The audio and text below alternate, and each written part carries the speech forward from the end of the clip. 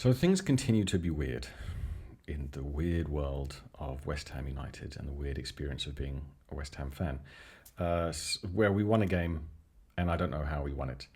My name's Nick. I do the watch-alongs on this channel. You can also find me on Instagram and now TikTok for no reason if you look up Hammers Chat Nick. And you can either enjoy my nonsense or just insult me over on those two channels. So the game was weird. The experience of trying to do the watch-along during this game is difficult. This is probably the game that means most to me during the season. I don't mind admitting that. Mainly because no one cares what I think anyway. So it's not like Man Utd fans are going to be like, oh, haha, see, it means a lot to you. No one really cares anyway. So I can just openly say, this is the home game probably I want to win the most. Of course, there are others that are really important as well. But I just really want to win this game against this club. Even other clubs, even if we're supposed to have a rivalry or not like each other, whatever, I can still try to not necessarily see things from their point of view. But, for example, losing to Tottenham didn't matter to me that much compared to how much it has in the past, just because of the context of the whole thing. Like just where their club is and the difficulties their own fans face with their own club. So it's not really about their rivalry to us. It's like they have some problems that they're not happy with themselves. And also their players are a bit bland. So if you're going to have a rivalry, you need to dislike some of the players. And I think Tottenham fans will admit that apart from, let's say, Kulusevski and Van der Ven, most of their players are quite bland and they don't really care about them that much. So you can't really build up a hatred for them if they're like that. And Postecoglou, you know, he's not really a manager that you can dislike. A lot of Tottenham fans seem to dislike him. Anyway, this is a bit of a sidetrack away from them. What it's like trying to do the commentary for the game when you've got to attend to the comments, figure out what's going on in your either so-called radio or text links that you're getting about the game, and also maintain a stream of verbal consciousness. And in the first half, this is about the game, I'm just getting off on a sidetrack here about what it's like to try and do it. In the first half, I found it a bit easier to like look at the comments and respond to people, talk to people, attempt witty banter. I'm not going to say I actually made it. And in the second half, I found it impossible because we played much better. So in the first half, firstly, how they didn't score in that first half, it was luck. I'll just, admit it or confess it or be open or just state the obvious. Just luck. They hit the crossbar twice. They had maybe three chances that were close to being one-on-ones, one actual one-on-one that Dallo smacked over from 6 or 7 yards. They had the Garnacho chance that he hit wide. Rashford, terrible footballer. Footballing quality-wise, he's not good at the game of football.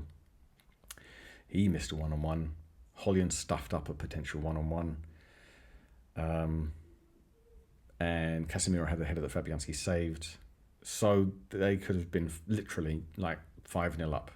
Not just exaggerating that. They could have been 5-0 up, at least, by the first half.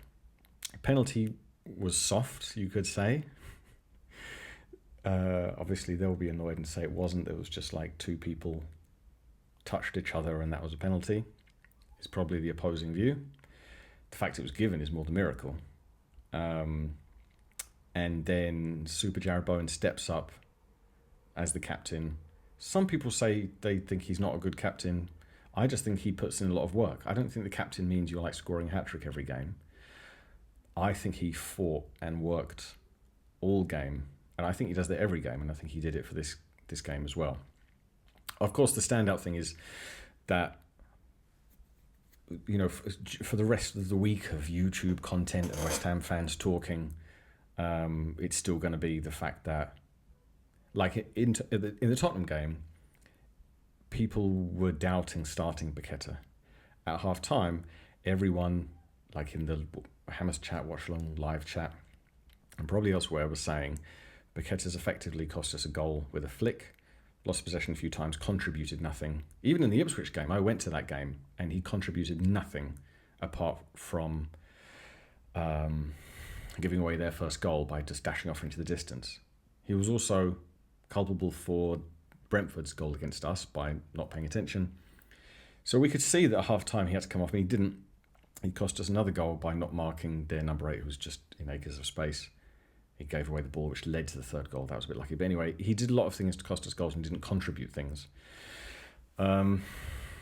So the fact that you could say Lopetegui fixed his mistakes, people could still see it wasn't a masterclass. We didn't play the first half well. We got purely lucky, nothing else but luck, that they didn't score. And then we were able to play the players that people thought should start. It's the general consensus of people who watch football and support West Ham. Summerville, Todibo, Souček, and they came on and they did much better. So in the second half, it was more difficult for me to do the job of watch-along host, because after we went 1-0 up, then obviously we've got something to lose, which we did by sitting back. And then we went 2-1 up, and then there was 12 minutes plus an added 3 he did.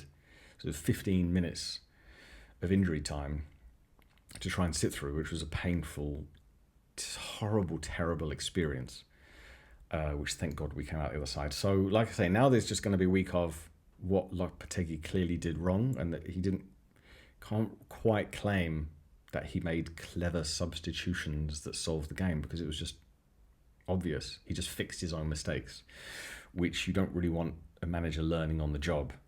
Now we're in coming up to game 10, including the League Cup games of his tenure. So I'm not against people talking about that for the next. I mean, even if I was against them talking about it, it shouldn't matter, right? Not one fan, which a lot of the commenters do, or the trolls, as you would call them, just get in the comments and say, "Oh, why are you saying this? Why are you saying it?" It's just opinions. People can discuss opinions, and if someone wants to come out and just state their opinion with emotion and passion, and just throw it on YouTube, then I respect those people. So what I find silly is that when anyone would waste their time going on YouTube and then just trying to give someone abuse in the comments, it's just nonsense. It happens sometime on this channel. I've seen it over on Claret and Booze, where that Nick makes, puts himself on the line by showing emotion and putting yourself out there. 95% of people on his chat agree with him and support him. I don't really know why I went on this tangent, but anyway, it just comes up to mind when it's like, oh, we're talking about the same thing again. We're talking about Lopetegui out. We're too negative. I don't think it's that. I just think we're in a weird situation where we've got good players and we made some good transfer decisions, some terrible transfer decisions, and an odd manager decision that is different because it's going to run because owners aren't just going to suddenly change their mind. Forest next, 3 p.m. on Saturday, I think. So join me. Northie will be back, thank God, on the watch along, so I have some help. Forest are obviously a good team. Feeling is we'll probably still lose that based on the whole of what we saw today. Game of two halves. But they're good at home. They play a different way at home. Crowd gets behind them. So they're going to get a couple of goals. So we're going to need to see the second half, West Ham, not the first half. So I'll be there. I hope you can, enjoy my nonsense on that watch along.